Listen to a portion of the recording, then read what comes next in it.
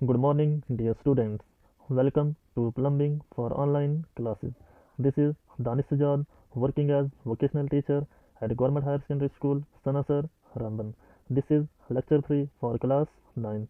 We have already discussed all topics from Unit 1 in previous lectures. प्यारे बच्चों, जैसे कि हमने सारे चैप्टर्स यूनिट 1 से ऑलरेडी लेक्चर नंबर 1 और लेक्चर नंबर 2 में पढ़ लिए हैं, तो आज हम क्वेश्चन एंड आंसर्स करेंगे, जिसके अंदर हम देखेंगे फिल इन द ब्लैंक्स और ऑब्जेक्टिव्स। तो जिसने भी पहले लेक्चर नंबर 1 और लेक्चर नंबर 2 नहीं देखा है, पहले आप वो लेक्चर्स देख लें, उसके बाद ही आप इन तमाम आज जितने भी हम ऑब्जेक्टिव्स करेंगे, फिल इन द ब्लैंक्स करेंगे, इनके आंसर्स आप खुद ही दे सकते हो। जैसे कि आपकी स्क्रीन पर दिया गया है फिल इन द ब्लैंक्स। पहला हमारे पास दिया है यहाँ पर, every residential building should have regular and adequate dash dash supply. यानी कि तमाम जितनी भी रेजिडेंशियल बिल्डिंग्स होती हैं, यानी कि रेजिडेंशियल बिल्डिंग कौन सी बिल्डिंग होती हैं, वो बिल्डिंग जहाँ पर हम लोग रहते हैं, those places where we are resided. तो वहाँ पर क्या होना चाहिए, regular and adequate dash dash supply होना चाहिए। तो लगातार कौन सी चीज़ का वहाँ पे सप्लाई होना चाहिए, जिसकी हमें ज़्यादातर ज़रूरत पड़ती है, जो हमारी daily day to day life में इस्तेमाल होता है, वो है वाटर। वाटर यानी कि पानी, ठीक है, WATER। तो पहले फिल इन द ब्लैंक्स में क्या आएगा, हमारे पास वाटर आएगा। So next fill in the blanks है हमारे पास, sanitary work refers to carry the waste water to the waste disposal system through dash dash. जो हमारे पास सैनिटरी वर्क्स होते हैं, जो कि कैरी करते हैं वेस्ट वाटर को और उनको ट्रांसपोर्ट करते हैं आगे वेस्ट डिस्पोजल सिस्टम के डिस्पोजल सिस्टम्स में, और इन्हीं वेस्ट डिस्पोजल सिस्टम्स को हम सेवरेज सिस्टम भी बोलते हैं, थ्रू डैश डैश। किनके द्वारा, प्लम्बिंग फिक्चर के द्वारा। किनके द्वारा, प्लम्बिंग फिक्चर के द्वारा। प्लम्बिंग को यहाँ पे मैं शॉर्टकट लिख रहा हूँ PLM, और फिक्चर्स की स्पेलिंग होती है FIXTURES। इनकी मदद से ये क्या करता है, सैनिटरी वर्क जो हम करते हैं वो वेस्ट वाटर को कैरी करते हैं कहाँ, आगे जो हमारे पास वेस्ट डिस्पोजल सिस्टम होते हैं। ये भी मैंने ऑलरेडी आपको पढ़ाया है इन लेक्चर नंबर 1। थर्ड आता है हमारे पास, water is supplied through dash dash and fittings. यानी कि जो हम पानी को सप्लाई करते हैं फिटिंग्स के बदौलत तो हम करते हैं, और भी हम फिटिंग के साथ एक चीज़ का इस्तेमाल करते हैं, जिसको हम क्या बोलते हैं, पाइप्स बोलते हैं। क्या बोलते हैं, पाइप्स बोलते हैं। यानी कि पाइप्स और फिटिंग्स को आपस में जोड़कर उसके बाद ही फिर हम आगे पानी को सप्लाई करते हैं। कहाँ पर, अपने घरों में, अपने बिल्डिंग्स में, जैसे हमारी रेजिडेंशियल बिल्डिंग होती हैं, कमर्शियल बिल्डिंग होती हैं, इंडस्ट्रियल बिल्डिंग्स होती हैं, तमाम हर जगह की जो भी, हाँ तमाम हर जगह जो भी प्लेसेस वगैरह हैं जहाँ जहाँ हमें पानी की ज़रूरत पड़ती है, वहाँ पर हम पाइप और फिटिंग की मदद से पानी को आगे सप्लाई करते हैं। Last fill in the blanks आता है हमारे पास, a plumber is responsible for dash dash dash dash dash dash and dash dash are pipes and sanitary fixtures. यानी कि एक प्लम्बर जिसकी क्या मतलब जिसका जो जॉब रोल होता है, यानी कि जो उसके ऊपर जिम्मेवारी होती है, वो क्या क्या होती हैं, जैसे कि इंस्टॉलेशन। मैं यहाँ पे लिखता हूँ, पहले आएगा हमारे पास क्या, इंस्टॉलेशन। एक तो इंस्टॉलेशन क्या होता है हमारे पास, वो चीज़ जो हमारे पास अवेलेबल नहीं होती, उस चीज़ को अवेलेबल करना। एंड देन उसके बाद आता है हमारे पास क्या, रिपेयर। रिपेयर यानी कि कहीं पे कोई लीकेज वगैरह हो जाती है, उसको ठीक करना। देन उसके बाद आता है हमारे पास फिर मेंटेनेंस। मेंटेनेंस हमारे पास क्या होता है, देखभाल करना। जो भी हम काम वगैरह करते हैं उसके बाद फिर हमें उसकी देखभाल भी करनी होती है, जिसको हम क्या बोलते हैं, मेंटेनेंस बोलते हैं।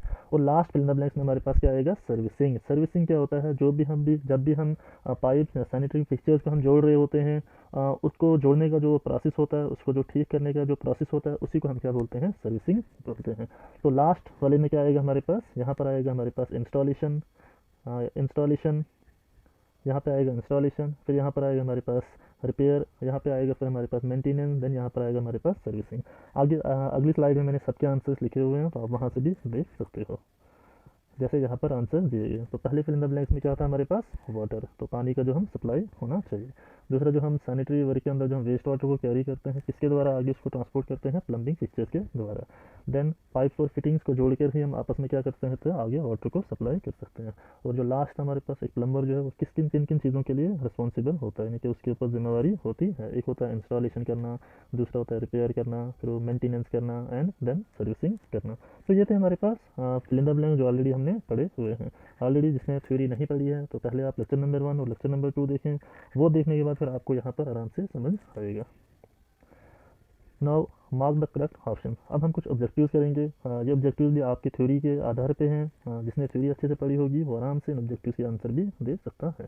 पहला ऑब्जेक्टिव जैसे आपके सामने दिया गया है, the skill and art of transporting water from the source to the treatment plant and then to the end users is known as dash dash, यानी कि जो हमारे पास एक स्किल होता है, स्किल क्या होता है, ability of something to do, and art क्या होता है हमारे पास, हुनर, जिसमें हम क्या करते हैं, पानी को ट्रांसपोर्ट करते हैं कहाँ से, सोर्स से लेके, उसके बाद उस पानी को हम ट्रीट करते हैं, उसको साफ़ करते हैं, देन उसके बाद फिर वो पानी हम फाइनली कहाँ तक पहुँचाते हैं, यूजर्स तक पहुँचाते हैं। तो ये जो प्रोसेस है, ये जो साइकिल है, इस पूरे के पूरे प्रोसेस को, इस पूरे के पूरे साइकिल को हम क्या कहते हैं, प्लम्बिंग कहते हैं। क्या बोलते हैं, प्लम्बिंग बोलते हैं। यानी कि इसमें कौन सा आंसर आएगा, सी पार्ट आएगा। कौन सा आएगा हमारे पास, सी पार्ट इसका आंसर आएगा। नेक्स्ट ऑब्जेक्टिव हमारे पास, from the total building construction the appropriate cost percentage usually marked for the plumbing and sanitary work is, यानी कि जो भी हम प्लम्बिंग का काम करते हैं, तमाम जितनी भी तरह की हम कंस्ट्रक्शन करते हैं अलग अलग बिल्डिंग्स में, रेजिडेंशियल एरियाज़ में, कमर्शियल एरियाज़ में, इंडस्ट्रियल एरियाज़ में, या फिर रूरल एरियाज़ में, या फिर अर्बन एरियाज़ में, कोई भी जगह हो, तो वहाँ पर जो हम प्लम्बिंग और जो सैनिटरी वर्क करते हैं उसके पीछे हम कितना पैसा खर्च करते हैं, यूजुअली वो कितना होता है हमारे पास, 8% होता है। तो इसमें कौन सा आंसर आएगा ऑब्जेक्टिव नंबर 2 के अंदर, वो आएगा डी पार्ट। तो ये भी मैंने ऑलरेडी आपको lecture number 1 introduction to plumbing के अंदर आपको मैंने पढ़ाया है। नेक्स्ट आता है हमारे पास third objective, plumbing and pipe fitting play major role in the construction of building, like जो हम प्लम्बिंग और पाइप फिटिंग करते हैं इसका जो बहुत बड़ा रोल रहता है, यानी कि मेजर रोल रहता है इन द कंस्ट्रक्शन ऑफ बिल्डिंग, जो भी हम बिल्डिंग कंस्ट्रक्ट करते हैं। तो क्या वो रेजिडेंशियल एरियाज़ हैं, क्या वो कमर्शियल एरियाज़ हैं, क्या वो इंडस्ट्रियल एरियाज़ हैं, कि ये सारी जगह हैं जहाँ पर प्लम्बिंग और पाइप फिटिंग्स का बहुत ज़्यादा रोल रहता है। तो आपके हिसाब से क्या इसका आंसर आएगा, इसका आंसर आएगा हमारे पास डी पार्ट आएगा, यानी कि ऑल ऑफ दी अबव। तो तमाम इन जगहों पे हम प्लम्बिंग और पाइप फिटिंग का बहुत ज़्यादा इस्तेमाल होता है, रेजिडेंशियल एरियाज़ में भी, कमर्शियल एरियाज़ में भी, इंडस्ट्रियल एरियाज़ में भी, and all of the above. All of the above का मतलब क्या होता है हमारे पास, तमाम, ऑप्शन ए भी, ऑप्शन बी भी और ऑप्शन सी भी। देन आता है हमारे पास लास्ट ऑब्जेक्टिव, ये कि बड़ा इंपॉर्टेंट ऑब्जेक्टिव है आपके सामने, which of the following is the correct order of stages in plumbing cycle. तो ऑलरेडी मैंने आपको प्लम्बिंग साइकिल पढ़ाया हुआ है, थोड़ा सा मैं फिर भी ब्रीफ करता हूँ। अगर जिसने अच्छे से पढ़ना है तो आपको क्या करना पड़ेगा, लेक्चर नंबर 1 देखना पड़ेगा पहले, वहाँ पर मैंने अच्छे से इस चीज़ को समझाया है, और जिसने ऑलरेडी वो लेक्चर देखा होगा वो आराम से ऑब्जेक्टिव का आंसर दे सकते हैं। तो यहाँ पर मैं आपको 2-3 तरीके बताऊंगा ऐसे क्वेश्चंस के आंसर कैसे करने हैं। आप एलिमिनेशन मेथड से भी कर सकते हैं, थोड़ा बहुत भी अगर किसी ने पढ़ा होगा वो भी इस क्वेश्चन को देख कर ही आंसर दे सकता है। तो प्लम्बिंग साइकिल में हमने सबसे पहले क्या देखा, तो जो हम क्या करते हैं, आइडेंटिफाई करते हैं, जैसे लेक्स होते हैं, रिवर्स होते हैं, रिजर्वायर्स होते हैं, यानी कि जहाँ पे क्या होता है, अच्छा पानी होता है, उस जगह को हम क्या बोलते हैं, सोर्स बोलते हैं। क्या बोलते हैं, सोर्स। यहाँ पे मैं पूरी स्पेलिंग नहीं लिखूंगा, एसओ मीन सोर्स। देन फिर उसी सोर्स वाले पानी को हम क्या करते हैं, आगे सप्लाई करते हैं। क्या करते हैं, आगे सप्लाई करते हैं। उसके बाद फिर हम आगे उस पानी को क्या करते हैं, डिस्ट्रीब्यूट करते हैं। डिस्ट्रीब्यूट करने के बाद हम उस पानी को क्या करते हैं, इस्तेमाल करते हैं। उसके बाद इस्तेमाल करने के बाद वो पानी गंदा हो जाता है, वो फिर ग्रेविटी की मदद से एक जगह क्या होता है, उसका कलेक्शन होता है। कलेक्शन होने के बाद उस पानी को हम वहाँ से आगे क्या करते हैं, थोड़ा सा डिस्पोज करते हैं। डिस्पोज यानी कि वहाँ से आगे इसको थोड़ा सा लेके जाते हैं। उसके बाद फाइनली फिर हम उस वाटर को हम क्या करते हैं, ट्रीटमेंट करते हैं। ट्रीटमेंट के बाद हम दोबारा से उस पानी को कहाँ तक पहुँचाते हैं, सोर्स तक पहुँचाते हैं। ऐसा कुछ हमने प्लम्बिंग साइकिल के अंदर पढ़ा था। तो यहाँ पर भी हमें बताना है, करेक्ट ऑर्डर बताना है। ज़रूरी नहीं है कि ये असेंडिंग ऑर्डर में हो, ये डिसेंडिंग ऑर्डर में भी हो सकता है। एज पर द ऑप्शन आपने ऐसे क्वेश्चन का आंसर देना है। जैसे हमारे पास क्या था, सोर्स। सोर्स के बाद क्या आता है हमारे पास, सप्लाई आता है।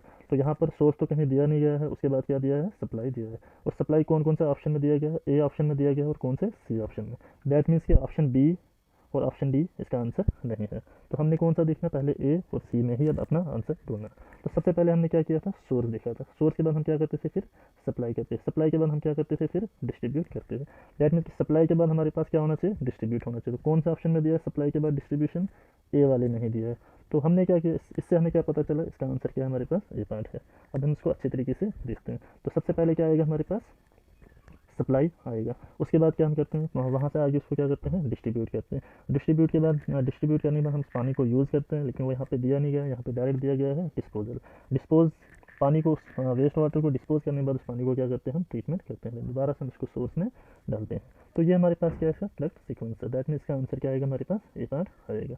तो ये थे हमारे पास ऑब्जेक्टिव जो क्वेश्चन एंड आंसर सेक्शन था फ्रॉम यूनिट 1। इसी के साथ आपका यूनिट 1 कंप्लीट होता है। तो आपके अगर कोई भी सवाल, कोई भी डाउट, कोई भी क्वेरी अगर आपके मन में है तो आप मुझे पूछ सकते हैं। तो थैंक यू।